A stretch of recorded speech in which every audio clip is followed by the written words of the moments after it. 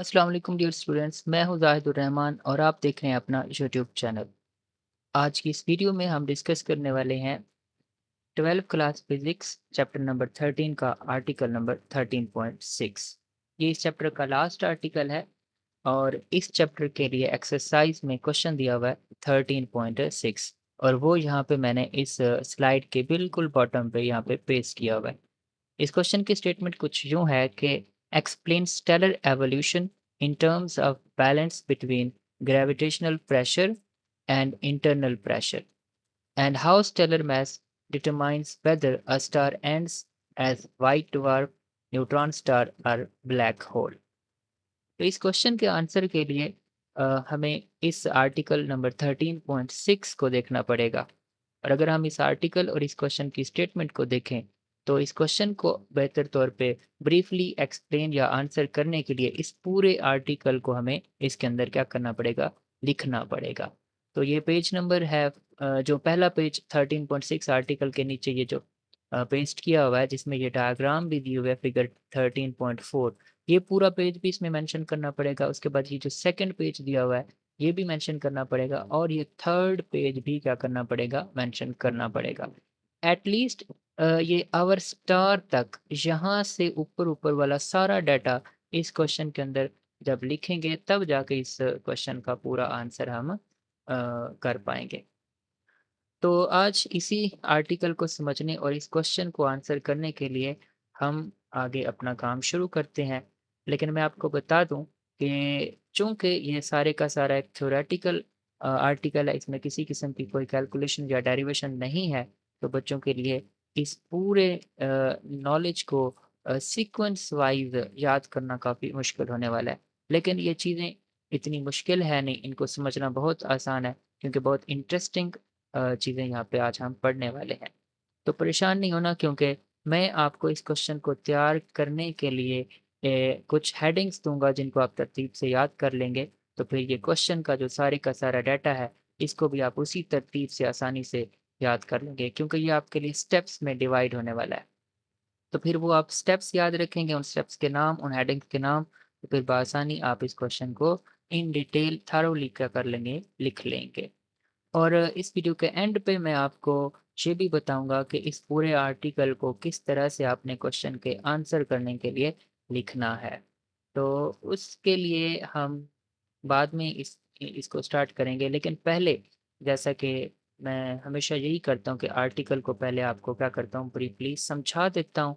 फिर उसके लिए हम क्या करते हैं, आंसर की तरफ बढ़ते हैं कि उसे लिखना कैसे है। तो ये जिस तरह लिखना होगा ये आपके सामने स्क्रीन पे मैं कुछ स्टेप्स, कुछ स्लाइड्स आपके सामने मैंने शो कर तो दी हैं, लेकिन इन डिटेल इन सारी चीज़ों को आखिर पे बाद में देखते हैं। लेकिन पहले हम समझते हैं इस आर्टिकल को, इस आर्टिकल में पूछा क्या गया है, हमने इस आर्टिकल के अंदर पढ़ना और समझना क्या है। तो इतनी सारी डायग्राम्स इसमें दिखाई गई हैं, इन सारी डायग्राम्स को देख के परेशान बिल्कुल नहीं होना। ये जितनी देखने में मुश्किल लग रही हैं, ये उतनी अभी समझने के बाद आसान होने वाली हैं। तो बच्चों, सबसे पहले हम अपने इस क्वेश्चन की स्टेटमेंट को समझ लेते हैं।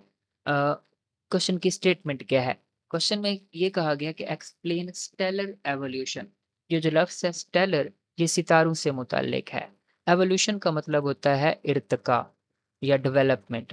तो हमने सितारों के अंदर होने वाली डेवलपमेंट को या सितारों के अंदर होने वाले इर्तिका को एक्सप्लेन करना है। टाइम के लिहाज से सितारों में जो चेंजेज़ आ रही होंगी, उनको हमने स्टडी करना है। इन terms of balance between gravitational pressure and internal pressure, ये 2 टर्म्स हैं यहाँ पे इस्तेमाल हो रही हैं, इंटरनल प्रेशर और ग्रेविटेशनल प्रेशर। इनके लिहाज से हमने स्टेलर एवोल्यूशन को स्टडी करना है। ये इन 2 टर्म से क्या मुराद है, ये भी हम देखेंगे।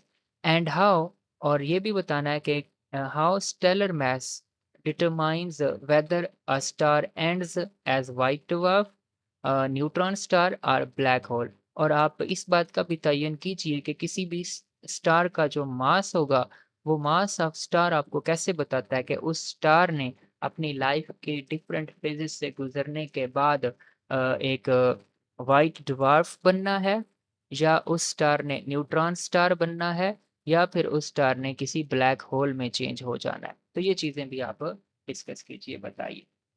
तो दरअसल ये है हमारा क्वेश्चन। अब इसका आंसर करेंगे, लेकिन सबसे पहले मैं आपको ये समझाऊँगा कि क्रिएशन ऑफ अ स्टार या बर्थ ऑफ स्टार कैसे होती है। क्रिएशन या फिर बर्थ किसी सितारे की जो पैदाइश है, सितारे का जो बनने का अमल है, वो कैसे होता है। तो बर्थ ऑफ अ स्टार इस चीज़ को हम सबसे पहले देखेंगे। आर्टिकल को पहले समझ लेना है। कुछ तरतीब यहीं से आपको पता चल जाएगी इसको याद करने की। उसके बाद हम इसको याद कैसे करेंगे और लिखेंगे कैसे, वो तो मैंने आपको 5 मिनट में चीज़ें प्रोवाइड कर ही देनी है। तो चलिए जी, हम अगर अपनी इस ज़मीन को देखते हैं तो इस ज़मीन या अर्थ के एटमॉस्फेयर के अंदर कुछ डस्ट पार्टिकल, गैस मॉलिक्यूल हर वक़्त क्या होते हैं, मौजूद होते हैं। अगर आप अर्थ को छोड़ दो, पूरी आप यूनिवर्स को कंसीडर करो, तो जैसे यहाँ पे ये अर्थ एक प्लैनेट की शक्ल में मौजूद है, इसी तरह कोई और गैलेक्सी, कोई और प्लैनेट, कोई और एस्ट्रोनॉमिकल बॉडी जो है वो ज़मीन के इर्द-गिर्द क्या होंगी, मौजूद ही होंगी। इस समझो ये पूरा एक यूनिवर्स का मॉडल मैंने क्या कर दिया, बना दिया। अब ये जो जितनी भी एस्ट्रोनॉमिकल बॉडीज़ हैं, ये सारी की सारी रैंडमली इधर-उधर क्या कर रही होती हैं, मूव कर रही होती हैं, ये स्पेस में तैर रही होती हैं और कुछ बड़ी, कुछ छोटी ये होती हैं। अब इनमें से कुछ के आपस में कोलिजन्स भी हो जाते हैं, टकराव भी हो जाते हैं, जिसके नतीजे में कुछ चीज़ें तोड़-फोड़ का शिकार भी हो जाती हैं। जिस वजह से ये जो हमारी यूनिवर्स का पूरा स्पेस है, वो डस्ट पार्टिकल्स से क्या होता है, फ़िल्ड रहता है। तो हमारी ज़मीन हो गई या इसके अलावा और बाकी सारी स्पेस ऑफ यूनिवर्स अगर कंसीडर करो, तो उसमें हर टाइम ये डस्ट पार्टिकल्स क्या होंगे, मौजूद होंगे। गैस पार्टिकल, डस्ट पार्टिकल ये सब कुछ वहाँ मौजूद होगा। तो ये जो गैस पार्टिकल्स हैं, ये गैस के पार्टिकल्स या डस्ट के पार्टिकल्स, ये जो मौजूद हैं, इनको हम क्या बोलते हैं? ये मिल के ना इकट्ठे होके ये क्लाउड की शक्ल इख्तियार कर लेते हैं, बादलों की शक्ल इख्तियार कर लेते हैं। लेकिन बारिश बरसाने वाले बादल नहीं, बस collection of gas and dust particle, वो एक ख़ास किस्म का क्लाउड बन जाएगा, जिसे हम नेबुला का नाम देते हैं। क्या नाम देते हैं? नेबुला। अगर एक होगा तो नेबुला बोलते हैं, लेकिन अगर एक से ज़्यादा क्लाउड इस तरह के बने हुए फिर रहे हैं, तो हम उन्हें नेबुलाए बोलते हैं। नेबुला की जमा नेबुलाए, बस ए के आगे ई लगा देना है और ये नेबुला की प्लूरल फॉर्म बन जाए। एक्चुअली स्टार के बनने का प्रोसेस यहीं से स्टार्ट हो जाता है। जब ये गैस या डस्ट पार्टिकल इकट्ठे होके एक क्लाउड की शक्ल इख्तियार कर लेते हैं, उसे हम नेबुला कहते हैं। इसी नेबुला से एक नए स्टार ने जन्म लेना है। एक्चुअली होता क्या है, ये जो डस्ट पार्टिकल्स होते हैं, चूँकि ये मास रखते हैं, ये मास रखने की वजह से एक दूसरे की तरफ अट्रैक्ट होते हैं और अट्रैक्शन को हम ग्रेविटी बोलते हैं। तो ये जैसा फॉर एग्ज़ाम्पल अगर मैं एक क्लाउड या एक नेबुला ये बनाता हूँ, इसके अंदर क्या है, गैस मॉलिक्यूल या डस्ट पार्टिकल इस तरह से मौजूद हैं। ये वो cloud of dust and gas particles है, जिसे हम सिंगल नेबुला बोल रहे हैं। अब ये पार्टिकल्स चूँकि मास रखते हैं, तो ये एक-दूसरे की तरफ अट्रैक्ट होंगे। तो इस नेबुला के अंदर पार्टिकल्स इसके सेंटर की तरफ क्या होते जाएँगे, अट्रैक्ट होते जाएँगे। तो यहाँ पे एक डेंस हाई डेंसिटी रखने वाला ऑब्जेक्ट बनना शुरू हो जाएगा, हार्ड ऑब्जेक्ट बनना क्या हो जाएगा, शुरू हो जाएगा। यानी कि आप समझ सकते हैं कि किसी स्टार के बनने का अमल शुरू हो चुका है। अब जैसे-जैसे ये पार्टिकल्स एक-दूसरे के करीब आते जाएँगे, उनके दरमियान ग्रेविटी पाई जा रही है। तो वो जो ग्रेविटी है, वो इस सेंटर की तरफ लग रही होगी तमाम पार्टिकल्स के ऊपर। लेफ्ट से, राइट से, टॉप से, बॉटम से, from every direction that gravity is being acted upon these particles into the centre और टुवर्ड्स द सेंटर। और वो पार्टिकल्स की जो डेंसिटी है वो इस सेंट्रल पार्ट के अंदर क्या होती जा रही है, इस नेबुला के सेंट्रल पार्ट में वो बढ़ती जा रही है। जिसकी वजह से वो पार्टिकल्स एक दूसरे के साथ कोलाइड करेंगे, कोलाइड करते हुए उनकी जो हर कोलिजन के बाद उनकी वेलोसिटी है वो बढ़ेगी, या स्पीड जिसे हम बोलते हैं, रूट मीन स्क्वेयर्ड वेलोसिटी या रूट मीन स्क्वेयर्ड स्पीड वो बढ़ेगी, जिसके बढ़ने से उनकी एनर्जी बढ़ेगी। अब उनकी एनर्जी जब बढ़ेगी तो यहाँ पे टेम्परेचर भी इस इंटीरियर का क्या होना शुरू हो जाएगा, बढ़ना शुरू हो जाएगा। जब टेम्परेचर बढ़ेगा तो यानी कि यहाँ से आप स्टार, ये जो सारा एक कलेक्शन ऑफ गैस और डस्ट पार्टिकल था, ये एक स्टार के अंदर कन्वर्ट होना शुरू हो जाएगा। लेकिन अभी हम इसे स्टार कह नहीं सकते, इसे हम फ़िलहाल क्या बोलेंगे, इसे हम एक प्रोटो स्टार बोलेंगे। ये प्रोटोस्टार क्यों कहते हैं? क्योंकि इस वक़्त इसके पास अभी इतनी ज़्यादा लाइट भी नहीं है, इसके पास इतनी ज़्यादा हीट भी नहीं है और ये इतना ज़्यादा हाई टेम्परेचर भी नहीं रखता। तो अभी ये कंप्लीटली स्टार नहीं बना, बल्कि ये एक तरह से एक प्रोटोस्टार है। तो ये स्टार या प्रोटोस्टार कंप्लीट स्टार के अंदर कैसे कन्वर्ट होगा, उस चीज़ को देखना है हमने। बच्चों, ये जो गैस के मॉलिक्यूल्स या डस्ट पार्टिकल ये जो नेबुला के अंदर मौजूद हैं, जैसे-जैसे ये एक दूसरे के करीब आते जा रहे हैं, तो वैसे-वैसे इनकी काइनेटिक एनर्जी क्या होती जा रही है, बढ़ती जा रही है। तो यहाँ पे इस इंटीरियर के अंदर, जिसे हम कोर का भी नाम दे सकते हैं, यहाँ पे इन गैस पार्टिकल्स के दरमियान एक प्रेशर बिल्डअप होना शुरू हो जाएगा।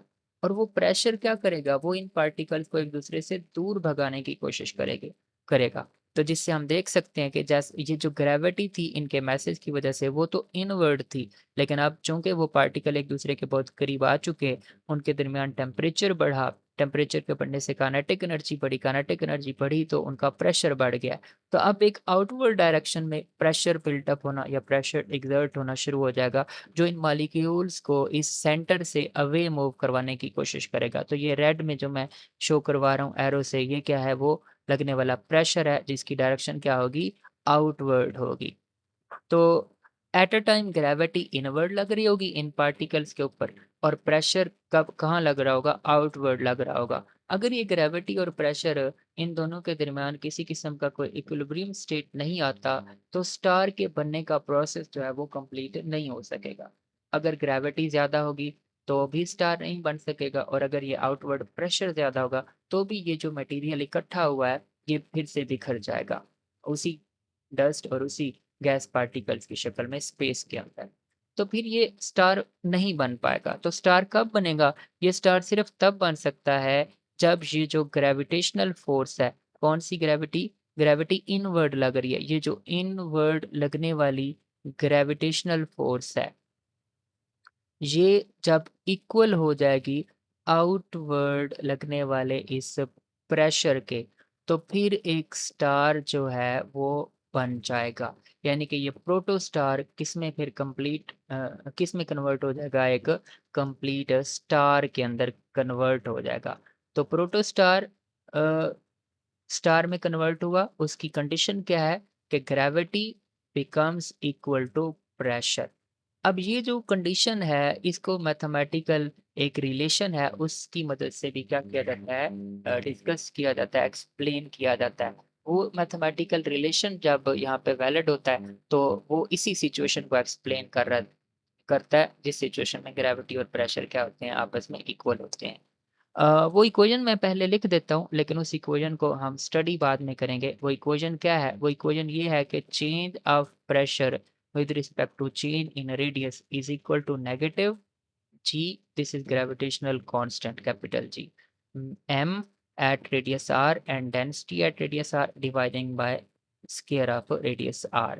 बच्चों, इस इक्वेशन को तो हम एक्सप्लेन करेंगे ही, लेकिन एक चीज़ मैं आपको इस डायग्राम में दोबारा से समझा दूँ। कौन सी चीज़? वो ये फॉर एग्जांपल लेट्स सपोज यहाँ पे गैस पार्टिकल, वो डस्ट पार्टिकल यहाँ पे इस कोर के अंदर क्या है, मौजूद हैं इस क्लाउड के अंदर, और सेंटर में उनके डेंसिटी क्या है, ज़्यादा है। और जैसे जैसे इस क्लाउड के एक्सटीरियर या आउटर बाउंड्री की तरफ जा रहे हैं, गैस पार्टिकल या डस्ट पार्टिकल्स की डेंसिटी क्या होती जा रही है, कम होती जा रही है।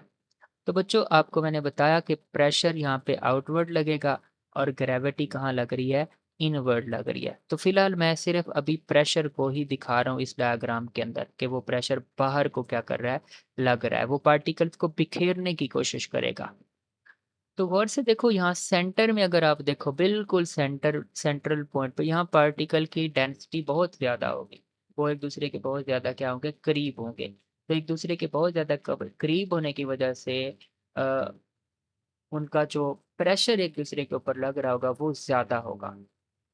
तो अगर हम यहाँ से दूर जाते हैं इस रेडियस के क्रॉस, कौन सा रेडियस, अगर मैं आर्क रेडियस यूं इस तरह ग्रीन लाइन के ज़रिए ये ड्रा करूं और इसे बोलता हूं ये रेडियस है, तो सेंटर से जैसे जैसे हम आउटवर्ड डायरेक्शन में हम मूव कर रहे हैं, तो जैसे जैसे रेडियस चेंज होगा तो इन पार्टिकल्स का प्रेशर भी वैसे-वैसे क्या होता जाएगा, चेंज होता जाएगा। बिल्कुल सेंटर में ये प्रेशर ज़्यादा होगा, फिर सेंटर से थोड़ा अवे मूव करेंगे तो ये प्रेशर ऑफ पार्टिकल्स कम हो जाएगा, फिर और ज़्यादा अवे मूव करेंगे तो प्रेशर क्या होता जाएगा, कम होता जाएगा।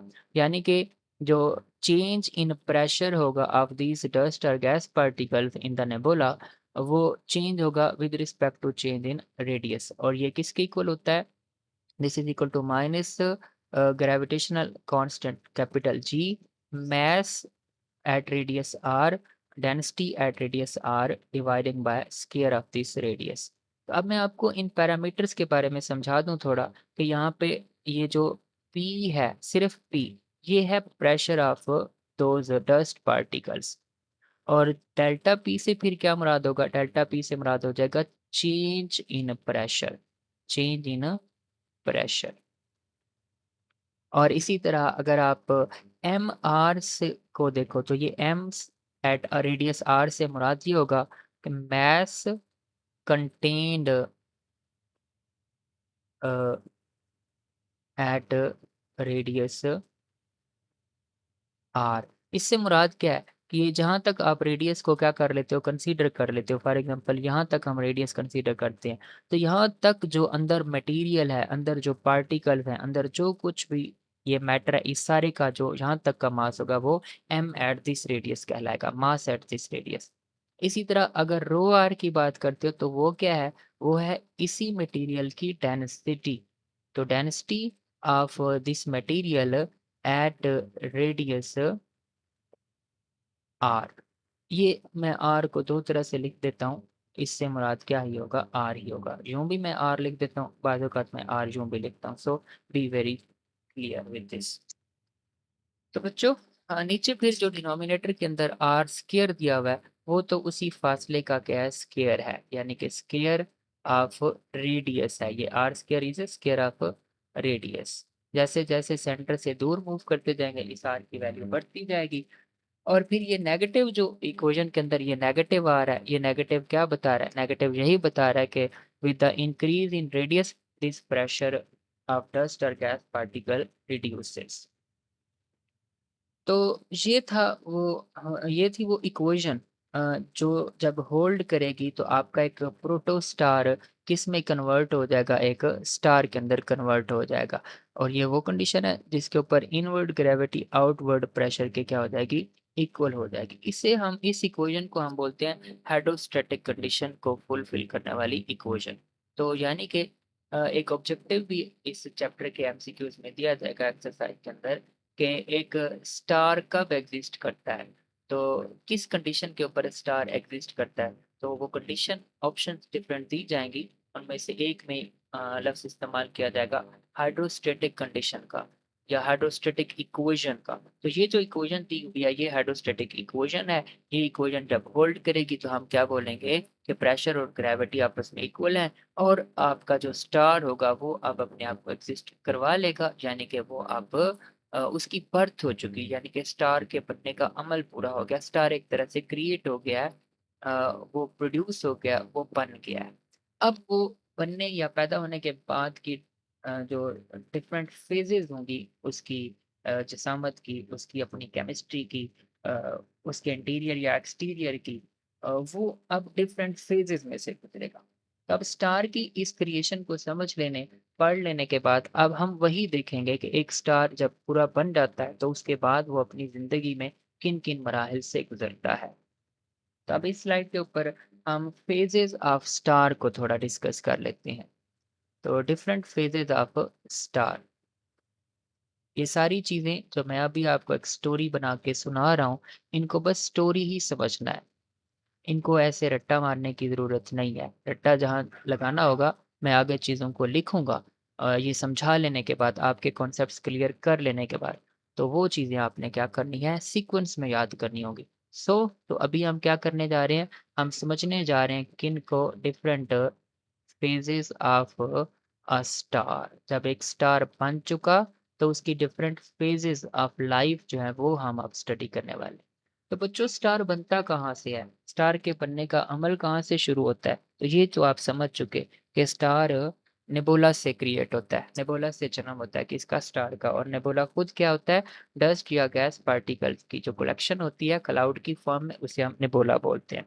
अच्छा, वो चूँकि आसमानों में, चूँकि स्पेस में घूम रहा होता है वो नेबुला, अब स्पेस से वो जो रिलेटेड सारी चीज़ें होती हैं उन्हें हम इंटरस्टेलर बॉडीज़ भी बोलते हैं। तो इसलिए नेबुला को हम एक साइंटिफिक नाम देते हैं, क्या? जी, स्टेलर नेबुला कह देते हैं, आपकी बुक के भी एन मुताबिक। स्टेलर नेबुला होता है, इससे जन्म होता है किस चीज़ का? स्टार का। लेकिन बच्चों मैं आपको बता दूँ, स्टेलर नेबुला से जो स्टार्स बनते हैं वो 2 तरह के होते हैं। तो मैं इनको कुछ इस तरह से एक स्केच बना के आपको समझाऊँगा इन डिफरेंट फेजेज़ को भी।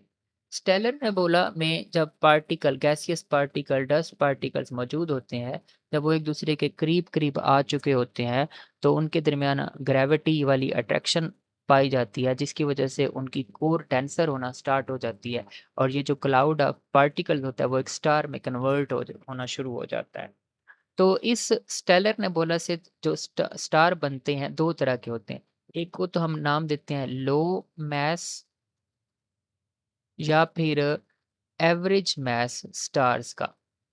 यानी कि थोड़ा मास रखते हैं कुछ स्टार्स या फिर एवरेज मास रखते हैं। यानी कि आप लो मास ही कह लो। और दूसरे जो स्टार्स बनते हैं वो होते हैं लार्ज मास स्टार्स, हाई मास स्टार्स या उन्हें हम सिंपली मैसिव स्टार्स भी बोल देते हैं, मैसिव स्टार्स। अब जब ये मैसिव स्टार्स या लो मास स्टार्स बन जाते हैं ना, अब स्टार, इनको प्रोटोटाइप या प्रोटोस्टार नहीं कहते। यही स्टेलर नेबुला जो होता है ना, इसी को ही हम प्रोटोस्टार बोलते हैं, जब इसमें एक्चुअली वो जो डस्ट पार्टिकल्स हैं एक-दूसरे के बहुत करीब आ चुके होते हैं, तो इसी को हम प्रोटोस्टार बोलते हैं। जब ये स्टेलर नेबुला इस प्रोटोस्टार शक्ल में होता है, तो इसके पास इसके पार्टिकल्स के दरमियान कोलिजन्स या फ्रिक्शन की वजह से थोड़ी बहुत हीट, एनर्जी, टेम्परेचर और थोड़ी बहुत लाइट भी आ जाती है। आपको पता है, जब बहुत ज़्यादा फ्रिक्शन होगी चीज़ों के दरमियान, तो वहाँ पे फिर थोड़ी-सी लाइट भी प्रोड्यूस होती है। तो अभी ये स्टार कंप्लीट नहीं हुआ, अभी ये प्रोटो स्टार है, लेकिन स्टार वाली खसूसियात रखना ये शुरू कर देता है। प्रोटो स्टार या स्टेलर नेबुला फिर 2 तरह के स्टार्स में जब कन्वर्ट होता है, लो मास या फिर मैसिव स्टार्स में। तो अब ये जब लो मास स्टार बन गया या मैसिव स्टार बन गया, तो ये कंप्लीट स्टार्स हैं। लो मास वो वाले स्टार्स हैं जिनका जो मास होता है वो सन के मास से तकरीबन हाफ होता है। इनका ऊपर वालों का जो मास होता है, मास जो होता है इन पार्टिकल का या इन लो मास स्टार्स का, वो मास ऑफ सन का हाफ होता है। यानी कि सन के मास को अगर 2 पे डिवाइड करो तो फिर तकरीबन इस ऑर्डर में इन लो मास स्टार्स का मास बनता है। या ऐसे स्टार्स जिनका मास तकरीबन सन के मास का आधा होता है, उन्हें हम लो मास स्टार्स बोलते हैं। और मैसिव स्टार्स फिर कौन से होते हैं? ये ऐसे होते हैं जिनका जो मास होता है, मास इज़ अ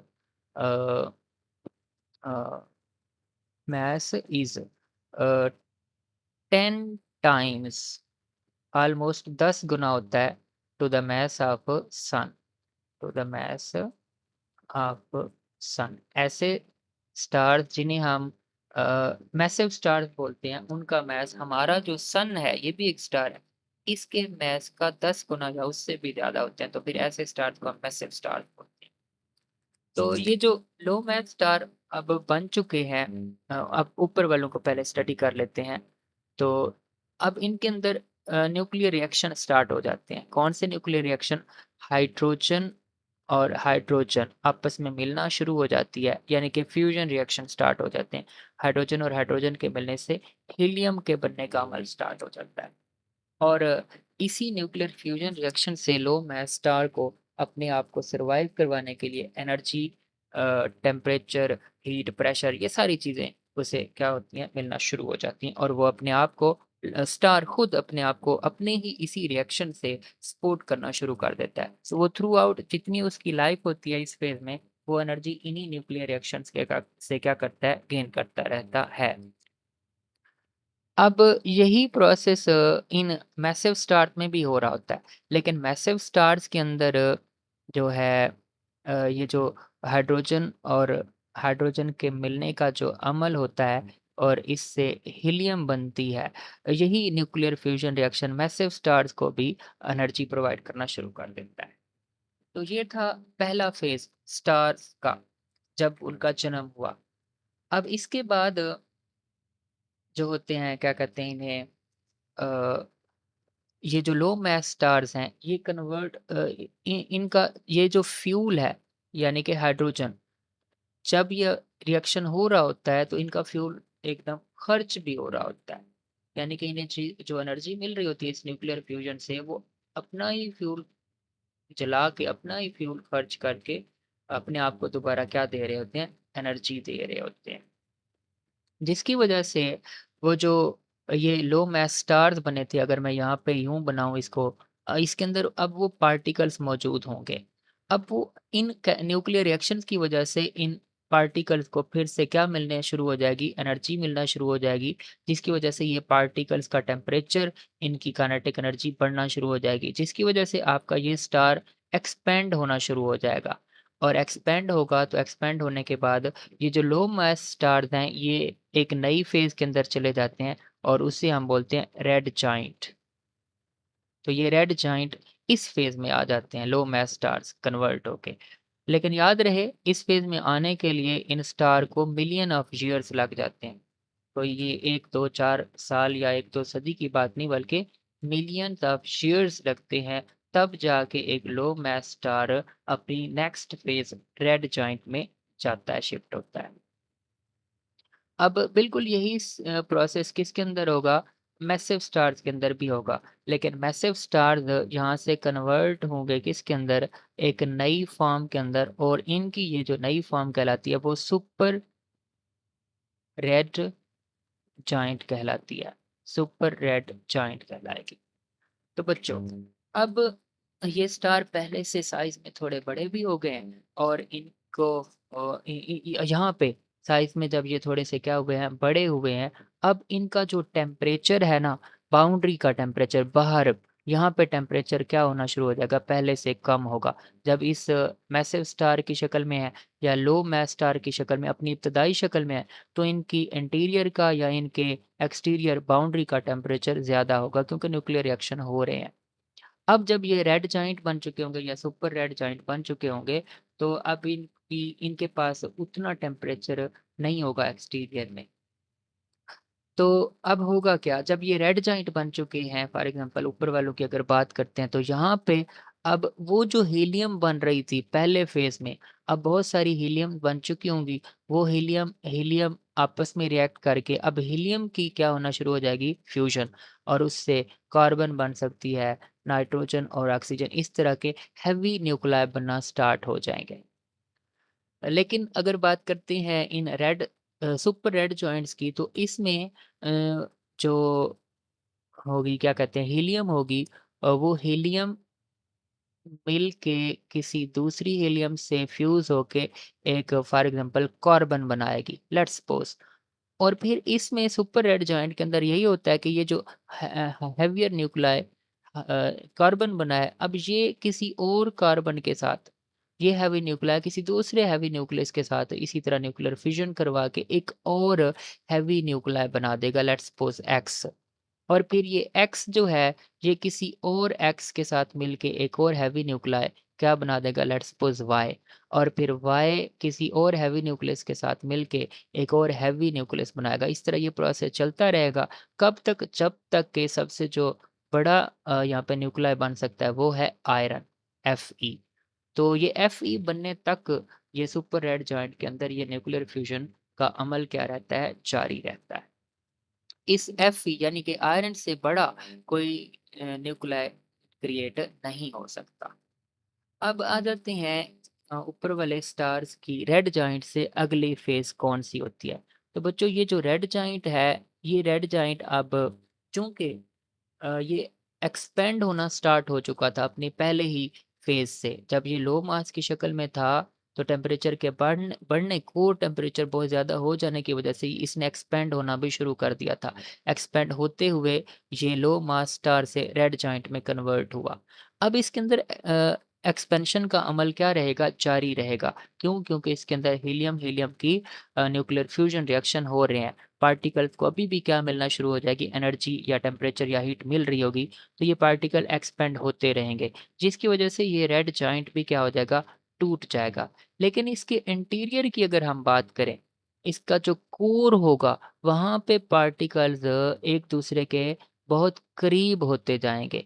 ग्रेविटी और प्रेशर का मुकाबला, ग्रेविटी और प्रेशर की जंग अभी भी जारी होगी। कैसे? मैं आपको यहाँ पे एक रफ सी डायग्राम नीचे बॉटम में बना के दिखा रहा हूँ कि जब ये न्यूक्लियर रिएक्शंस हो रहे हैं, ये मैं कोर बनाता हूँ, ये वाली, ठीक है? और कोर के पार्टिकल्स ग्रेविटी की वजह से इनवर्ड अट्रैक्ट होते हैं, ग्रेविटी की वजह से इनवर्ड। लेकिन इसी स्टार के अंदर अगर न्यूक्लियर रिएक्शन भी हो रहे होंगे, तो ये पार्टिकल्स अवे भी मूव करेंगे, आउटवर्ड भी मूव करेंगे और आउटवर्ड जो मोशन होगी वो किसकी वजह से होगी? प्रेशर की वजह से होगी। और वो प्रेशर किस वजह से है? वो इन न्यूक्लियर रिएक्शंस की वजह से है। तो ग्रेविटी जो होगी, कुछ कुछ पार्टिकल ग्रेविटी के ज़ेरे असर रह जाएँगे और वो इस कोर के अंदर एक-दूसरे के बहुत करीब होंगे, डेंसली पैक्ड होंगे। लेकिन उस कोर से जैसे-जैसे दूर जाएँगे तो उन पार्टिकल के ऊपर चूँकि ग्रेविटी का इतना इम्पैक्ट नहीं होगा, इसलिए न्यूक्लियर रिएक्शन उनको ज़्यादा बिखेर सकते होंगे आसानी से। तो इसलिए ये न्यूक्लियर रिएक्शन जो बाहर वाले पार्टिकल्स हैं, उनको आसानी से दोबारा इस कोर से अलग कर लेंगे। तो फिर ये होगा कि ये जो रेड जायंट होगा, ये कन्वर्ट हो जाएगा 2 हिस्सों में। एक हिस्सा ये बाहर वाले पार्टिकल्स का होगा, जो फिर इस क्लाउड की शक्ल इख्तियार करके स्पेस के अंदर बिखर जाएगा और एक हिस्सा क क्या होगा, वो जो कोर होगी, जिसके अंदर गैस के पार्टिकल डेंसली पैक्ड थे, वो अलग हो जाएगा। अब ये जो डेंसली पैक्ड पार्टिकल वाला ये जो कोर वाला हिस्सा है, इसे हम व्हाइट ड्वार्फ बोलते हैं। क्या बोलते हैं? White dwarf. तो हमने क्या देखा किस तरह एक लो मास स्टार से व्हाइट डवार्फ बनता है। ये व्हाइट डवार्फ हाई डेंसिटी रखता है, इसके अंदर पार्टिकल बहुत एक दूसरे के बहुत करीब करीब होते हैं। ये सॉलिडेस्ट पार्ट होता है इसका लो मास स्टार का, जो अब अलग हो गया है। और इससे आउटर वाले जो पार्टिकल थे, वो क्या हुए, एक नेबुला की शक्ल उन्होंने फिर से इख्तियार कर ली और वो किसमें? स्पेस में बिखर गए। और इसका नाम क्या होगा? अब इसका नाम होगा प्लैनेटरी नेबुला। तो यहाँ पे ये क्या है जी? ये है प्लैनेटरी नेबुला। तो आपने क्या देखा? आपने ये देखा कि किस तरह गैस मॉलिक्यूल्स मिलते हैं, प्रोटोटाइप स्टार या स्टेलर नेबुला की शक्ल इख्तियार करते हैं और स्टेलर नेबुला से कन्वर्ट होते हैं लो मास स्टार के अंदर। लो मास स्टार के अंदर हाइड्रोजन हाइड्रोजन की फ्यूजन होती है, हीलियम रिएक्शन होते हैं। इन रिएक्शन से वो एनर्जी लेते हैं। एनर्जी लेने लेने की वजह से इन स्टार्स के अंदर जो कोर के पार्टिकल्स होते हैं, ठीक हो गया, और जो एक्सटीरियर पार्टिकल होते हैं, वो एक दफ़ा फिर से बिखरना शुरू हो जाते हैं, जिसकी वजह से स्टार का साइज़ बढ़ना शुरू हो जाता है और स्टार इस लो मास स्टार वाली शक्ल से रेड जॉइंट में कन्वर्ट होता है। अब रेड जॉइंट के अंदर हीलियम-हीलियम की न्यूक्लियर फ्यूजन होती है और अदर हेवी न्यूक्लियाई जैसे कार्बन, नाइट्रोजन, ऑक्सीजन वगैरह बनते हैं। कार्बन और नाइट्रोजन को बल्कि यहाँ पे ज़िक्र करें, ऑक्सीजन का ज़िक्र ना ही करें। कार्बन, नाइट्रोजन जैसे हेवी न्यूक्लियाई बनते हैं और अब चूँकि ये न्यूक्लियर रिएक्शन इन पार्टिकल को फर्दर एनर्जी दे रहा होगा, तो जो कोर में पार्टिकल होंगे वो ग्रेविटी के ज़रिए असर होंगे और जो कोर से बाहर वाले पार्टिकल होंगे वो न्यूक्लियर फ्यूजन रिएक्शन की वजह से बिखर सकते हैं और वो बिखर के फिर से क्लाउड्स की शक्ल प्लैनेटरी नेबुला की शक्ल इख्तियार कर लेंगे। Planetary nebula. और जो इंटीरियर होगा इसका वो किसकी शक्ल इख्तियार कर लेगा? वो व्हाइट ड्वार्फ बन जाएगा। व्हाइट ड्वार्फ क्या होते हैं? व्हाइट ड्वार्फ किसी स्टार का इंटीरियर या उसका कोर होते हैं, जहाँ पार्टिकल्स हाईली पैक्ड होते हैं, जहाँ उन पार्टिकल्स की डेंसिटी क्या होती है? बहुत ज़्यादा होती है। अच्छा जी, ये तो पढ़ा हमने लो मास स्टार्स की एवोल्यूशन के बारे में। अब हम पढ़ते हैं उन मैसिव स्टार की एवोल्यूशन के बारे में, जिनको हम एक हद तक कंप्लीट कर चुके हैं। सुपर रेड जायंट तक हम अपनी बात को बढ़ा चुके थे।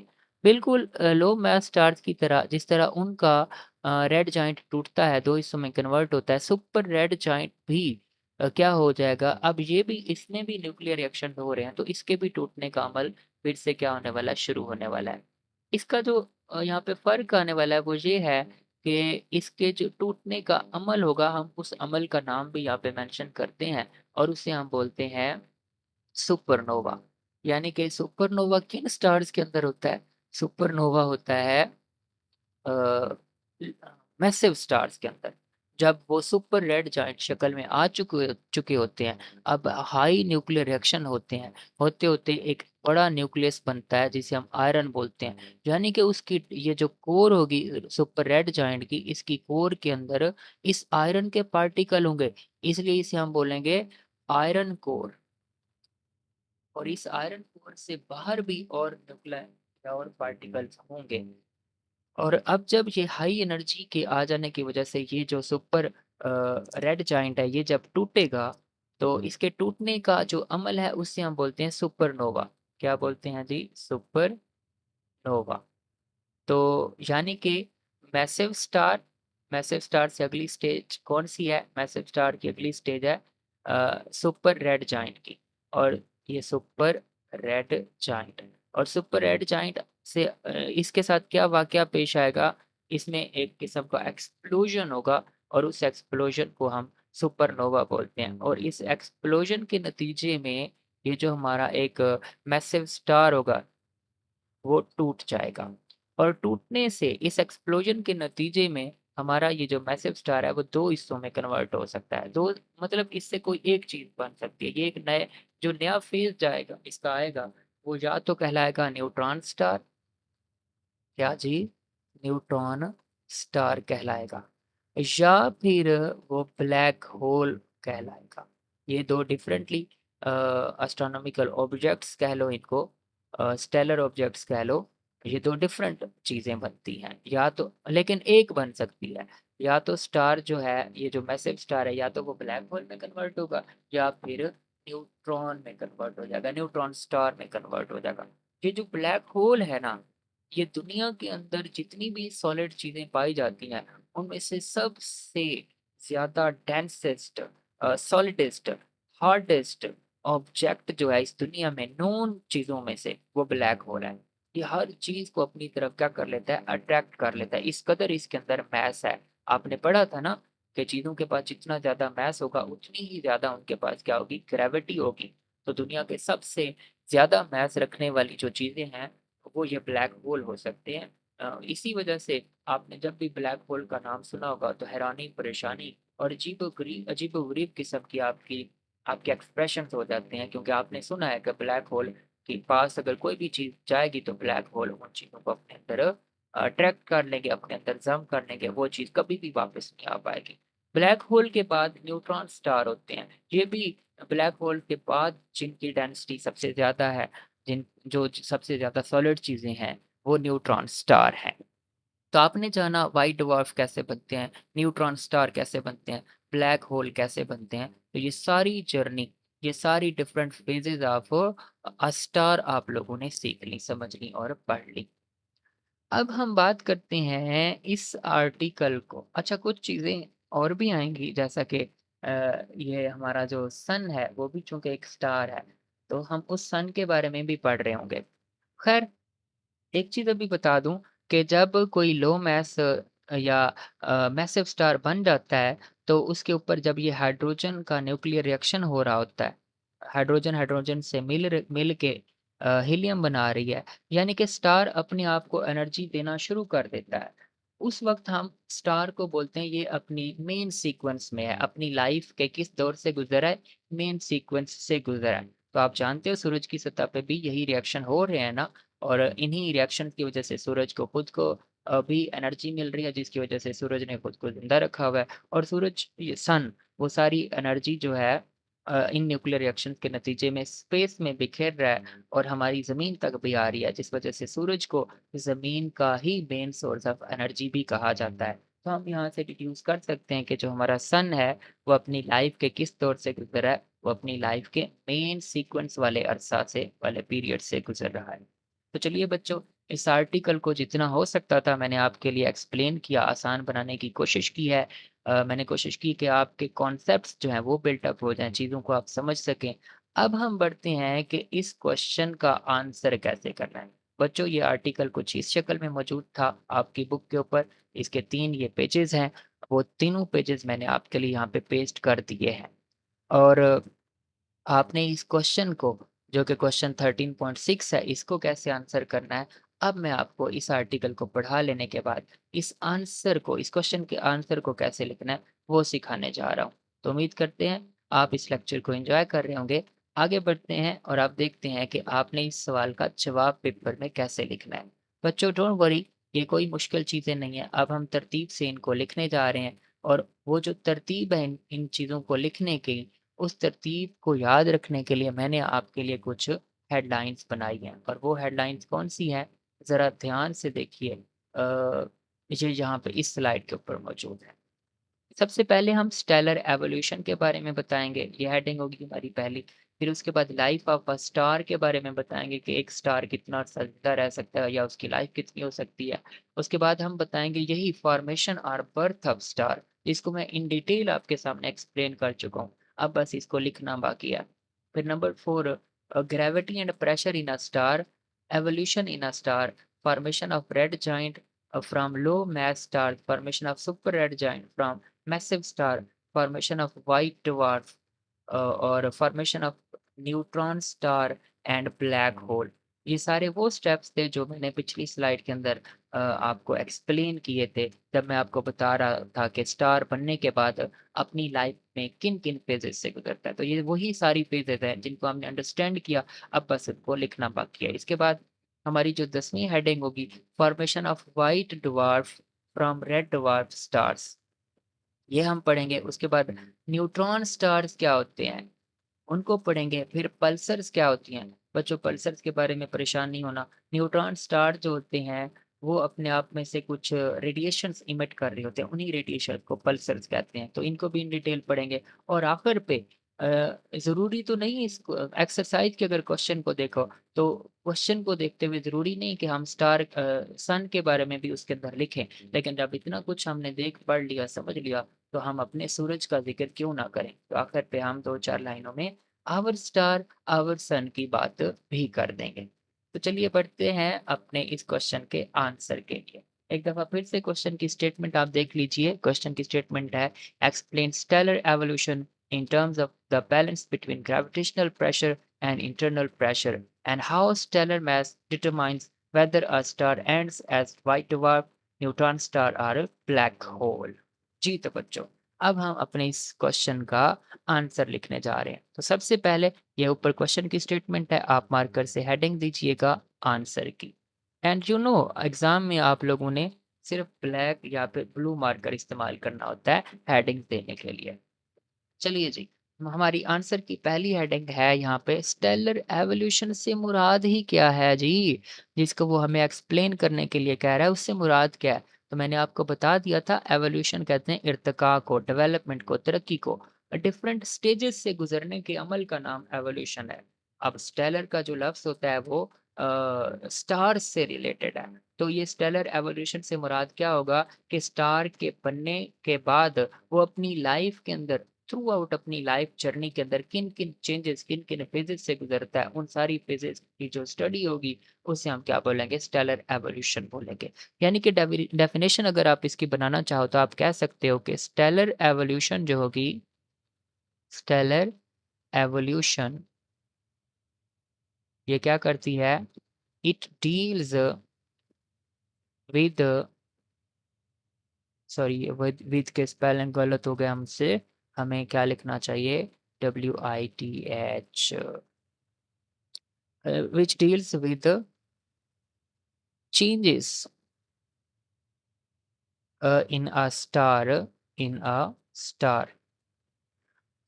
with time, with time, या with the passage of time भी हम कह सकते हैं कि वक्त के गुजरने के साथ साथ स्टार जिन तब्दीलियों से गुजरता है, उन तब्दीलियों को हम क्या बोलेंगे? स्टेलर एवोल्यूशन बोलेंगे। बच्चों अगली हेडिंग है हमारी, लाइफ ऑफ अ स्टार। सबसे पहली हेडिंग हमारी क्या थी? स्टेलर एवोल्यूशन की डेफिनेशन, उसके बाद है लाइफ ऑफ स्टार। तो बच्चों स्टार की लाइफ मिलियन ऑफ ईयर्स से लेकर ट्रिलियन ऑफ ईयर्स तक हो सकती है। मिलियन ऑफ ईयर्स से लेकर ट्रिलियन ऑफ ईयर्स तक बहुत ज़्यादा लंबी उम्र पाते हैं ये सितारे। The life of star depends on its mass. अगर किसी सितारे का मास ज़्यादा है तो उसकी लाइफ भी उतनी ही बड़ी होगी। इससे मुराद ये हरगिज़ नहीं है कि हम भी जितने मोटे होंगे उतना ज़्यादा जिएँगे। No, no, never. स्टार के लिए ये बात ठीक है, हम कोई सितारे थोड़ी ना हैं। तो सितारे जिनका मास जितना ज़्यादा उनकी उम्र भी उतनी ज़्यादा, और जिनका मास कम उनकी उम्र भी क्या होती है, कम होती है। ज़ाहिर-सी बात है ना, स्पेस को कंसीडर करो, इतनी ज़्यादा बॉडी फिरती है वहाँ पे और वो रैंडमली मूव कर रहे होते हैं, तो कौन ज़िंदा रह पाएगा? जो जितना बड़ा होगा वो ज़िंदा रह पाएगा, क्योंकि जो छोटा होगा वो तो दूसरों के दरमियान आके कुचल के क्रैश हो जाएगा, टूट-फूट जाएगा। तो बड़ी चीज़ जो है वो ज़िंदा रह लेगी, वो अपने आप को एग्ज़िस्ट करवा लेगी। तो वो स्टार जिनका मास ज़्यादा होगा वो ज़्यादा देर तक रह सकते हैं, और उनकी ज़्यादा देर वाली ये जो उम्र है, ये 2-4 घंटों या सालों की बात नहीं, बल्कि मिलियन ऑफ ईयर्स से लेकर ट्रिलियन ऑफ ईयर्स तक। The most massive stars have longer life which is even longer than the current age of the universe. कोई सितारा जो अब इस वक़्त मौजूद है ना, अगर आप उसकी उम्र का, उसकी एज का अंदाज़ा लगाने लगो, तो वो कहीं ज़्यादा हो सकती है उस एज से जो पूरी यूनिवर्स की है। यानी कि अब तक अगर यूनिवर्स की एज हुई है 4000 साल, मैं फॉर एग्जांपल कह रहा हूँ, तो वो जो सितारा पिछले 4000 साल से मौजूद है ना, उसकी टोटल लाइफ इस 4000 साल से ज़्यादा हो सकती है। यूनिवर्स की एज से भी स्टार की एज क्या हो जाएगी, ज़्यादा हो सकती है। लेकिन ज़ाहिर-सी बात है, स्टार को अपनी लाइफ साइकिल या अपना लाइफ साइकिल कंप्लीट अगर करना है, तो यूनिवर्स एग्ज़िस्ट करती रहेगी ना तब तक। बल्कि उसके बाद तक भी यूनिवर्स तो होगी, रहेगी, तभी वो उसका जो एक छोटा हिस्सा है, एक स्टार, वो अपना लाइफ साइकिल कंप्लीट कर पाएगा। खैर, ये एक जनरल सी बात थी, आपने सिर्फ वो 2 लाइनें याद करनी है। चलें आगे बढ़ते हैं तीसरी हेडिंग की तरफ, फॉर्मेशन ऑफ और बर्थ ऑफ स्टार। तो बच्चों अब मैं आपके लिए ये रीड करता जाऊँ, बहुत आसान चीज़ें हैं। All stars are formed from the clouds of gas and dust particle which are often called nebula और molecular clouds. This is also called a protostar, इसे हम प्रोटोस्टार भी बोलते हैं। As the cloud contracts its density and temperature increases due to rise in kinetic energy of the particle. जैसे-जैसे ये star contract होंगे, particle करीब आएँगे, तो उनका काइनेटिक एनर्जी और उनका टेम्परेचर दोनों क्या हो जाएँगे, बढ़ जाएँगे। After a million of years, अब इसके कई मिलियन सालों बाद, these protostars can become a star having achieved a state of equilibrium. कौन-सी इक्विलिब्रियम? वो ग्रेविटी इक्वल टू प्रेशर वाली बात। The root means squared velocity of gases in the star increases with rise of density. जैसे-जैसे particle करीब होते जाएँगे, उनके collision बढ़ते जाएँगे, जिसकी वजह से उनकी रूट मीन स्क्वेयर स्पीड भी क्या होती जाएगी, बढ़ती जाएगी। This in turn increases the average kinetic energy and finally temperature increases with the time। जैसे-जैसे स्टार के बनने के बाद टाइम गुजरता जाएगा, उसकी कोर के अंदर पार्टिकल एक दूसरे के करीब होते जाएँगे, डेंसिटी बढ़ती जाएगी और डेंसिटी के बढ़ने से टेम्परेचर बढ़ता जाएगा। तो आइए अगली हमारी हेडिंग आ गई है, ये हेडिंग नंबर 4 होगी आई थिंक, और ये क्या है जी? Gravity and pressure in a star का ज़िक्र करना है। तो बच्चों मैंने आपको बताया था, वो जो गैसियस पार्टिकल्स होंगे उनके ऊपर इनवर्ड डायरेक्शन में ग्रेविटी लगेगी और आउटवर्ड डायरेक्शन में क्या लगेगा, प्रेशर।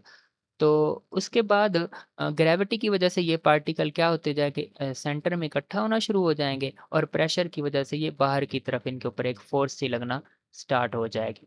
अगर ग्रेविटी बढ़ती जाएगी तो ये पार्टिकल एक-दूसरे के बहुत करीब होते जाएँगे, जिसकी वजह से यहाँ पे सेंटर में, इंटीरियर में पार्टिकल की डेंसिटी बढ़ती जाएगी, और ये जो इंटीरियर होगा ये इस स्टार का कोर कहलाना शुरू हो जाएगा। और ये स्टार कब स्टेबल बन जाएगा, जब ग्रेविटी और प्रेशर आपस में क्या हो जाएँगे, इक्वल। तो यही लिखा है मैंने, ये फिगर बड़ी आसान सी है, इसको आप एज़ इट इज़ बना सकते हो, इसलिए मैंने आपके लिए यहाँ बनाई भी है। Figure below represents the competition between gravity and pressure. Gravity compression is balanced by pressure outward. जब ग्रेविटी और प्रेशर आपस में क्या हो जाते हैं, इक्वल हो जाते हैं, तो फिर स्टार बनता है। Greater gravity compresses the gas, making it denser and hotter. जब ग्रेविटी ज़्यादा होगी जिन पार्टिकल के ऊपर, तो वो पार्टिकल सेंटर में कोर के अंदर इकट्ठा होना शुरू हो जाएँगे, और उनकी काइनेटिक एनर्जी, उनका टेम्परेचर वगैरह बढ़ जाएगा। As the temperature increases, internal pressure also राइज़ेज़।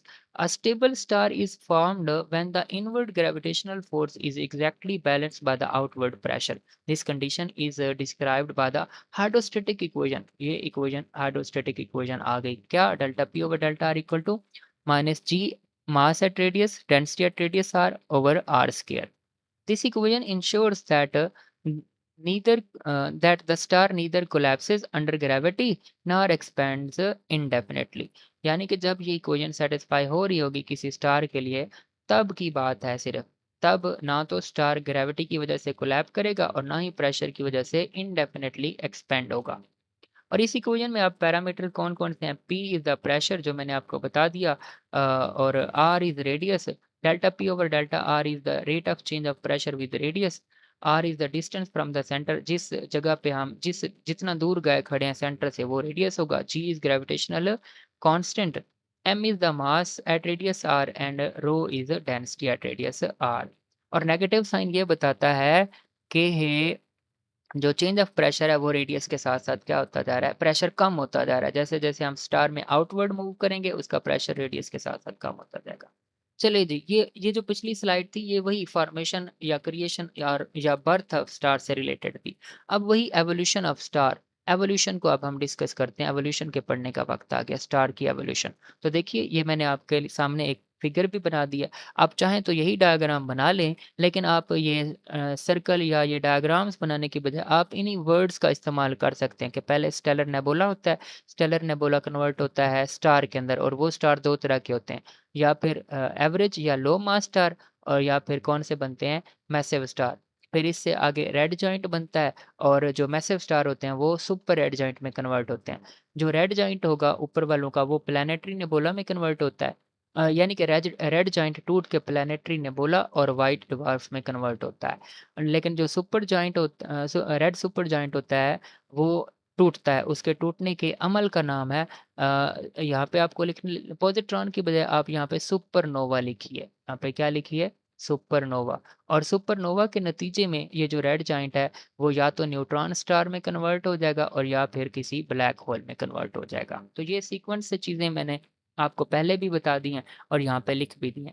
As the temperature within a star core rises, nuclear fusion is initiated, allowing hydrogen nuclei to combine and form the helium।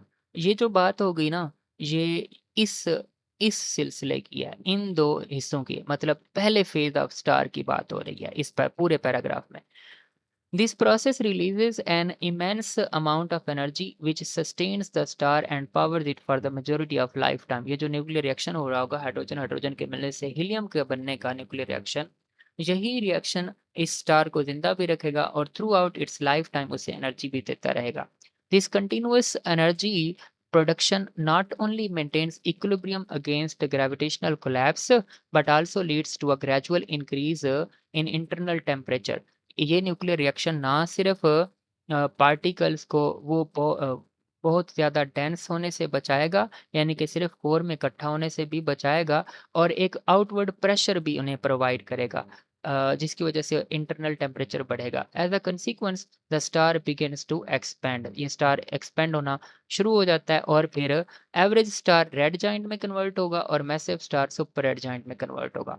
अब हम formation of red giant पहले पढ़ते हैं कि red giant का बनना किससे, from low mass star. फिर हम पढ़ेंगे formation of super red giant from massive star. तो इन चीज़ों को मैंने बुक ने तो एक ही पैराग्राफ के अंदर ये सारी चीज़ें लिख दी हैं, मैंने इनको अलग-अलग आपकी आसानी के लिए कर दिया।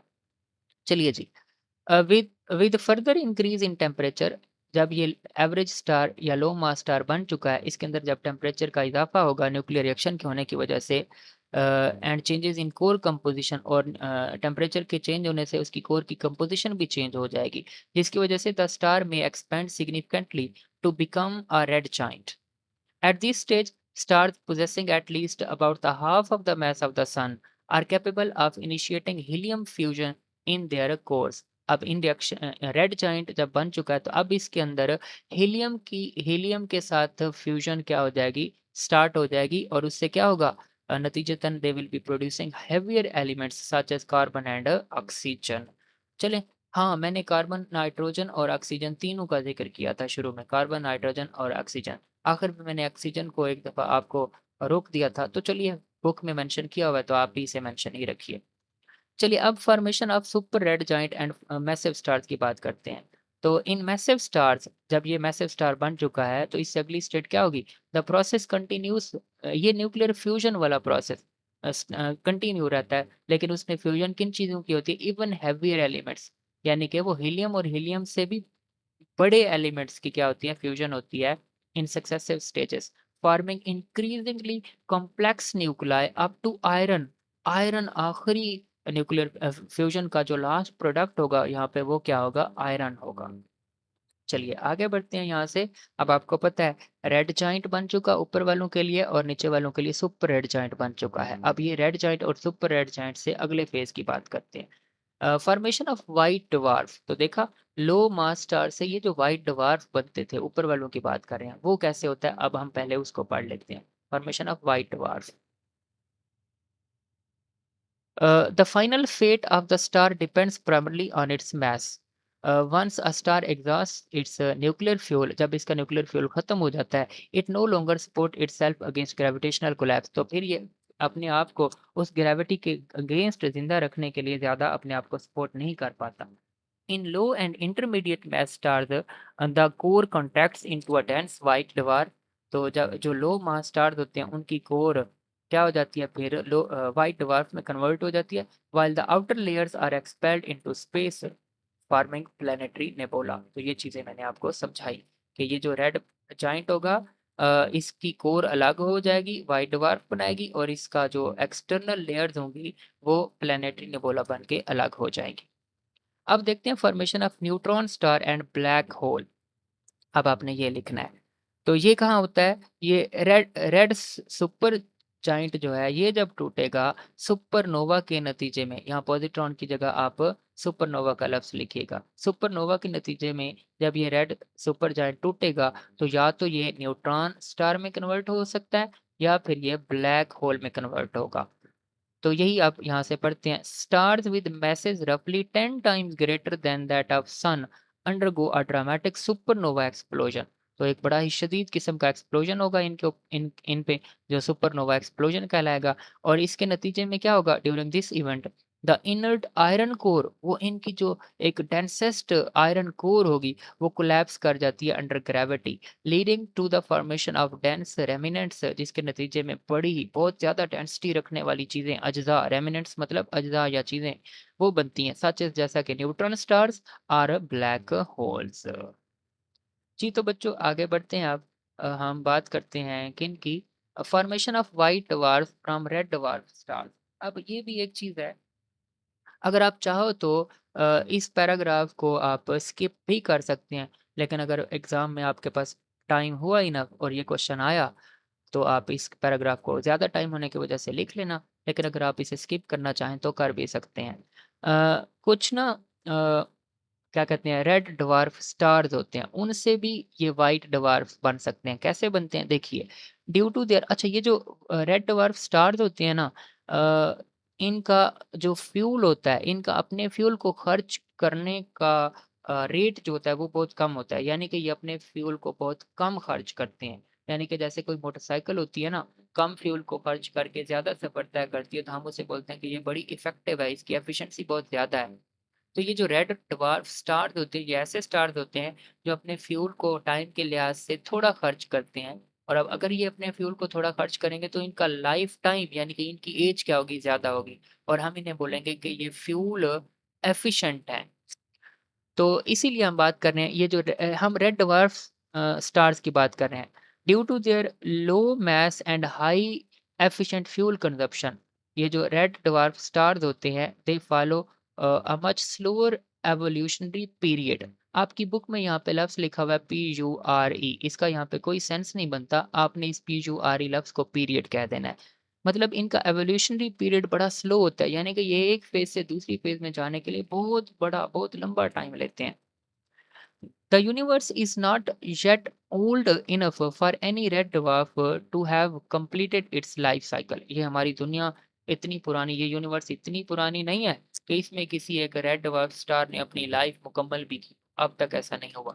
मतलब रेड डवार्फ स्टार की बहुत बड़ी एज है और इतनी एज है कि उसका लाइफ साइकिल अभी तक मुकम्मल ही नहीं हुआ।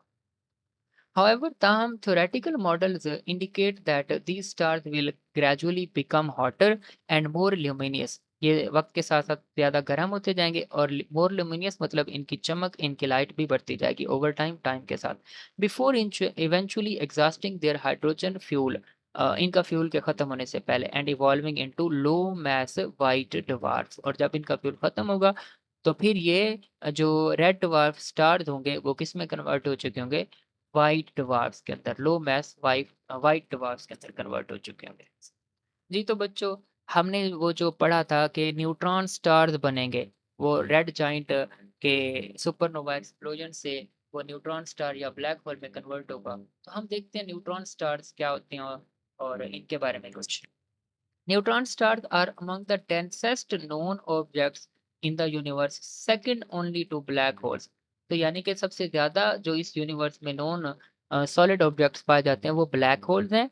इनके जो सेकंड है यानी कि इनके बाद आने वाले सॉलिडेस्ट, हार्डेस्ट, डेंसेस्ट ऑब्जेक्ट्स हैं नोन, वो कौन है, न्यूट्रॉन स्टार्स हैं। The nearest are many parsecs away. बच्चों ये जो पार्सेक है ये डिस्टेंस का यूनिट है, बड़े डिस्टेंस का यूनिट। आपने फर्स्ट ईयर में तो इन बड़े डिस्टेंस के यूनिट को आपने लाइट ईयर बोला था। अब लाइट ईयर भी बहुत छोटा यूनिट हो जाता है यहाँ पे जब हम पूरी यूनिवर्स को कंसीडर कर रहे होते हैं और यूनिवर्स के अंदर इन स्टार्स को कंसीडर कर रहे होते हैं। एक स्टार से दूसरे स्टार तक का जो फासला होता है हम उसे लाइट ईयर में कंसीडर करते हैं। लेकिन एक स्टार से दूसरे से तीसरे से चौथे इस तरह बहुत बड़े जो फासले होते जाएँगे, उनके लिए फिर लाइट ईयर भी एक छोटा यूनिट रह जाएगा। फिर एक बड़ा यूनिट आएगा पारसेक्स और ये पारसेक्स कई लाइट ईयर्स पर मुश्तमिल होता है। सॉरी टू से कि मुझे एग्ज़ैक्ट फ़िगर याद नहीं है कि ये पारसेक्स कितने लाइट ईयर पर मुश्तमिल होता है। लेकिन याद रहे कि पारसेक एक बड़े यूनिट का बड़े फासलों का क्या है, यूनिट। स्टेलर डिस्टेंसेस का यूनिट है पारसेक्स। तो जो हमारी ज़मीन के करीब 3 न्यूट्रॉन स्टार्स हैं, वो भी कई पार्सेक्स दूर हैं यहाँ से, जिसकी वजह से इनको पढ़ना हमारे लिए आसान नहीं होता। तो यही लिखा हुआ है, making direct study difficult. Due to their extremely high density, matter inside neutron star behaves like a degenerate gas. अब डीजेनरेट गैस कौन-सी होती है? देखो अगर किसी सिलेंडर के अंदर गैस फिल की होगी है, अगर आप उस गैस का प्रेशर बहुत बढ़ा देते हो तो वो गैस के मॉलिक्यूल एक-दूसरे के बहुत करीब हो जाएँगे, जिसकी वजह से वो एक-दूसरे के ऊपर बहुत ज़्यादा फ़ोर्स लगा रहे होंगे। तो ऐसी गैस को हम क्या बोलेंगे? डीजेनरेट गैस बोलेंगे। ये तो एक सिर्फ़ समझाने के लिए डीजेनरेट गैस को एग्ज़ाम्पल के तौर पे मेंशन किया है। हालाँकि जो न्यूट्रॉन स्टार होगा, उसके अंदर जो पार्टिकल होंगे, उसका जो मैटर होगा, वो तो यहाँ से कहीं कई गुना ज़्यादा ही प्रेशर एक-दूसरे के ऊपर लगा रहे होंगे। यानी कि हम कह सकते हैं कि उसका बिहेवियर बिल्कुल ऐसे होगा जैसे किसी डीजेनरेट गैस का होगा। And their strong gravitational fields make them challenging to model. और उनके ग्रेविटेशनल फील्ड जो इतने स्ट्रॉन्ग होते हैं जिसकी वजह से उनके लिए किसी किस्म का मॉडल बनाना भी हमारे लिए एक अनप्रेडिक्टेबल सी चीज़ हो सकती है, हम नहीं कर सकते। लेकिन हम एस्टिमेट कर सकते हैं, उनके बारे में अंदाज़े लगा सकते हैं, जैसा कि नासा ने भी उनके बारे में एक अंदाज़ा लगाया हुआ है। क्या? According to estimates by NASA, there are there may be up to a billion neutron star in the Milky Way galaxy। हमारी जो मिल्की वे गैलेक्सी है, नासा के एक अंदाजे के मुताबिक इसी एक गैलेक्सी के अंदर बिलियन स्टार न्यूट्रॉन स्टार्स मौजूद हो सकते हैं। Many of the neutron stars observed so far are relatively young. और ये जो न्यूट्रॉन स्टार हैं जो अब तक हमने ऑब्जर्व किए हैं, जो अब तक हमने ऑब्जर्व किए या देखे या ढूंढे, ये क्या है, ये यंग है। ये कोई बहुत पुराने नहीं है, ये मतलब न्यूली बॉर्न है। मतलब ये नहीं कि वो कायनात के अंदर इस यूनिवर्स के अंदर कल परसों पैदा हुए होंगे, नहीं। इनकी लाइफ तो अरबों खरबों करोड़ों साल होगी ना, billion and trillion of years होगी। लेकिन हम उन्हें यंग भी अगर कह रहे हैं तो इसका इससे भी मुराद ये होगा कि हमारे तो कम से कम पैदा होने से कहीं ज़्यादा अरसा पहले के ये यहाँ मौजूद हैं और अभी अपनी ये लाइफ के शुरुआती दौर से गुजर रहे हैं, इसलिए वो यंग हैं। और ये जो स्टार्स होते हैं न्यूट्रॉन स्टार, ये रोटेट भी करते हैं रैपिडली, और ये बीम्स ऑफ रेडिएशंस को भी क्या करते हैं, इमिट करते हैं। और ये जो न्यूट्रॉन स्टार से रेडिएशन इमिट होती हैं इन्हें हम पल्सर्स बोलते हैं। ये पल्सर्स बनती कब हैं? ये रेडिएशन जो न्यूट्रॉन स्टार से जो इमिट होती हैं जिन्हें पल्सर कहते हैं, ये बनती कब है? देखो बच्चों, न्यूट्रॉन स्टार्स मैसिव बॉडीज़ हैं और इनका अपना एक मैग्नेटिक फील्ड भी होता है और काफ़ी स्ट्रॉन्ग मैग्नेटिक फील्ड होता है। और इसी मैग्नेटिक फील्ड के ज़ेरे असर न्यूट्रॉन स्टार का अपना जो मैटर होगा इसके अंदर, वो मैग्नेटिक फील्ड के एक पोल की तरफ या दूसरे पोल की तरफ शिफ्ट होगा, या उसे कहेंगे कि वो चैनल होगा टुवर्ड्स द मैग्नेटिक फील्ड। तो जब मैटर किसी मैग्नेटिक फील्ड के किसी पोल की तरफ चैनल हो रहा होगा, शिफ्ट हो रहा होगा, तो उस दौरान न्यूट्रॉन स्टार से कुछ रेडिएशंस खारिज होंगी जिन्हें हम पल्सर्स बोलते हैं। यही बात हम यहाँ से पढ़ते हैं। Scientist believe that pulsar radiation is produced when strong magnetic fields channel the matter towards the magnetic poles of the neutron stars. जब कोई मैटर, कोई material bodies, objects neutron star के किसी मैग्नेटिक पोल की तरफ अट्रैक्ट होंगी या उसका मैग्नेटिक फील्ड मैटर को अपने मैग्नेटिक फील्ड के किसी पोल की तरफ चैनल करेगा, तो उस दौरान उससे जो रेडिएशन खारिज होंगी उन्हें पल्सर्स कहते हैं। When a star collapse to form a neutron star, जब कोई स्टार टूटता है और उससे न्यूट्रॉन स्टार बनता है, not only its mass compress, तो उसका मास कंप्रेस होता है। ना सिर्फ मास कंप्रेस होता है बल्कि उसके साथ साथ जो उस स्टार का मैग्नेटिक फील्ड होता है, अब स्टार कन्वर्ट हुआ है न्यूट्रॉन स्टार के अंदर, तो स्टार का एक मैग्नेटिक फील्ड था, अब वो मैग्नेटिक फील्ड न्यूट्रॉन स्टार का मैग्नेटिक फील्ड बन गया, लेकिन अब वो इंटेंसिफाइड हो गया, बहुत ज्यादा शदीद हो गया। Magnetic field represented by the field line become stronger. अब मैग्नेटिक फील्ड काफी स्ट्रॉन्गर हो चुका होगा और उसे अगर हम मैग्नेटिक फील्ड लाइन से रिप्रेजेंट करें तो वो लाइंस एक दूसरे के बहुत क्लोज होंगी। क्यों? क्योंकि मैग्नेटिक फील्ड क्या है? स्ट्रॉन्गर है। तो स्ट्रॉन्गर मैग्नेटिक फील्ड को रिप्रेजेंट करने के लिए हमें स्ट्रॉन्ग क्लोजर या स्क्वीज मैग्नेटिक फील्ड लाइंस दिखानी पड़ेगी। तो चलिए जी, हम अपने उस क्वेश्चन को बिलतरतीब उन हेडिंग्स के यहाँ तक पल्सर तक लिख देंगे, तो इंशाल्लाह ताला हमें पूरे ही नंबर मिलेंगे। लेकिन अगर हमारे पास टाइम है और हम इतना नॉलेज अगर यहाँ पे लिख चुके, इतनी सारी चीज़ें बता चुके, अगर हमारे पास टाइम है तो हम अपने सूरज का भी ज़िक्र कर ही देते हैं। The sun, our star sun, ये क्या है जी? It is the nearest star to earth and the main source of heat and light to our planet. हमारी ज़मीन को जो हीट एंड लाइट एनर्जी मिल रही है उसका मेन सोर्स यही सूरज है। It was found about 4.6 billion years ago. ये 4.6 बिलियन साल पहले तकरीबन क्या हुआ था, इसका जन्म हुआ था, ये बना था। From a huge cloud of gas and dust particles called as solar nebula। हमारे सूरज का जिस नेबुला से जन्म हुआ है उसका नाम हमने सूरज के नाम के लिहाज से ही सोलर नेबुला कह दिया। ड्यू टू ग्रेविटेशनल कंट्रैक्शन, अब इस सोलर नेबुला के पार्टिकल्स के दरमियान ग्रेविटेशनल कंट्रैक्शन हुई, जिसकी वजह से the temperature at the centre increased and a protostar was formed. When the core became extremely hot, nuclear fusion started in which hydrogen changed into helium and released a large amount of energy. The life stages of the sun are, अब सूरज जब बना था तब से लेकर अब तक और अब से आगे कि इसकी जितनी भी उम्र होगी वो ये किन किन फेजेस में से गुजर सकता है, उन फेजेस को आपने बिलतरतीब याद रखना है, तरतीब से याद रखना है। सबसे पहली फेज इसकी थी यही सोलर नेबुला। दूसरी इसकी जो फेज़ थी वो थी प्रोटोस्टार। तीसरी फेज़ है मेन सीक्वेंस, और मैंने आपको बता दिया कि मेन सीक्वेंस वो होती है जिस दौरान किसी स्टार के अंदर न्यूक्लियर रिएक्शन हो रहे होते हैं और वो अपने आप को उन्हीं न्यूक्लियर रिएक्शन से एनर्जी दे रहा होता है। तो हमारे स्टार के ऊपर इस वक्त न्यूक्लियर रिएक्शन हो रहे हैं, इसका मतलब ये हुआ कि हमारा जो स्टार यानी कि हमारा सन है वो अपनी लाइफ के इस तीसरे मरहले यानी कि मेन सीक्वेंस से गुजर रहा है। इसके बाद वो रेड जाइंट में कन्वर्ट होगा, फिर वो प्लैनेटरी नेबुला में कन्वर्ट होगा और फिर इससे क्या बनेगा? व्हाइट ड्वार्फ बनेगा। तो व्हाइट ड्वार्फ किन सितारों से बनता है? लो मैस या एवरेज मैस स्टार से बनता है। तो याद रहे, हमारा जो सन है वो किस तरह का मैस है? ये लो मैस स्टार है या मैसिव स्टार है? तो आपने याद रखना है ये एक लो मैस स्टार है। एट प्रेजेंट मौजूदा वक्त में the sun is in the main sequence stage. Wow! तो इस बात का जिक्र आगे आ भी गया है कि सन किस स्टेज ऑफ लाइफ में है? मेन सीक्वेंस में है। वेयर इट इज, सॉरी ये इकट्ठा लिखा गया है, ये क्या है? It is producing heat and light by converting hydrogen into helium. In thermal physics the sun is important because it is natural source of enormous heat, enormous बहुत ज्यादा, काफी heat energy and transfer this energy mainly by the radiation। Thermal physics जब हम पढ़ रहे होते हैं तो वहाँ पे अ, सूरज हमारे लिए काफ़ी अहम होता है, क्योंकि ये ज़मीन की तरफ जितनी भी एनर्जी आती है वो इसी सूरज से आती है और किस शक्ल में आती है? रेडिएशन की शक्ल में आती है। जी तो बच्चों, आज का ये लेक्चर काफ़ी लेंथी हो गया, लेकिन इसको हमने थ्रू आउट डिस्कस किया, हर एक चीज़ को मेंशन किया है, बुक से रीडिंग भी की है, क्वेश्चन को समझा भी है, इस टॉपिक को भी देखा और ये भी देखा कि टॉपिक से एग्जाम में क्वेश्चन किस तरह से पूछा जा सकता है।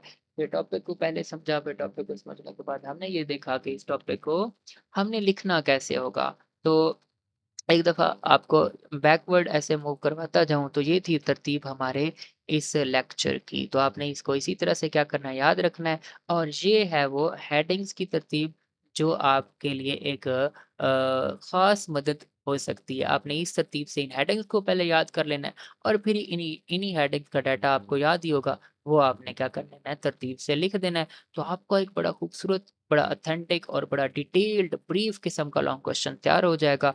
अगर ये लॉन्ग क्वेश्चन ना भी आए तो ये नॉलेज आपके पास ज़रूर होना चाहिए अपनी यूनिवर्स के बारे में, और इस यूनिवर्स में ये जो स्टेलर बॉडीज़ हैं, ये जो स्टार्स हैं, ये किस तरह बनती हैं, किस तरह ये गुज़रते हैं। आखिर पे एक फ़नी बात बता दूँ, देखिए, सूरज की हमने लाइफ की जो फ़ेज़ेज़ थी वो देखी। सबसे पहले थी नेबुला, उसके बाद वो क्या था, प्रोटोस्टार था, आपने याद रख लेना है, प्रोटोस्टार। चलो मैं नेबुला भी पूरा लफ़्ज़ लिख ही दूँ। नेबुला से प्रोटोस्टार, उसके बाद ये अपनी किस सीक्वेंस में चला गया, मेन सीक्वेंस में चला गया।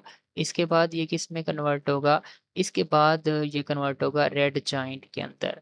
उसके बाद ये किस में कन्वर्ट होगा, इसके बाद ये होगा उसमें प्लैनेटरी नेबुला, और किसके अंदर, और उसके अंदर व्हाइट ड्वार्फ के अंदर। और एक स्टेज से दूसरी स्टेज तक आने के लिए स्टार्स को millions and trillions of years लगते हैं। नेबुला से जब ये प्रोटोस्टार बना होगा तो millions and trillion of years लगे होंगे यहाँ तक आते हुए। फिर यहाँ से मेन सीक्वेंस में आया तो million and trillion of years लगे होंगे। तो अब ये अपनी मेन सीक्वेंस में रह रहा है। Million and trillion of years लगने लगेंगे, उसके बाद ये रेड जायंट में कन्वर्ट होगा। तो इसका मतलब है अभी हमारे पास काफ़ी सारा वक़्त है, हमारी यूनिवर्स बहुत जीने वाली है। अल्लाह पाक खैर करे। So this this was just on a lighter note. बाकी आपने इस टॉपिक को, इस आर्टिकल को उसी साइंटिफिक नोट से ही तैयार करना है। सो खुश रहिए, हँसते रहिए, मुस्कुराते रहिए, अपना और अपने इर्द-गिर्द वाले सब लोग का ख़्याल रखिए, पढ़ाई को भरपूर टाइम दीजिए और साइंस को समझने के साथ-साथ सीखने की भी कोशिश कीजिए। अगले लेक्चर में मिलते हैं, तब तक मुझे दीजिए इजाज़त। अल्लाह हाफ़िज़।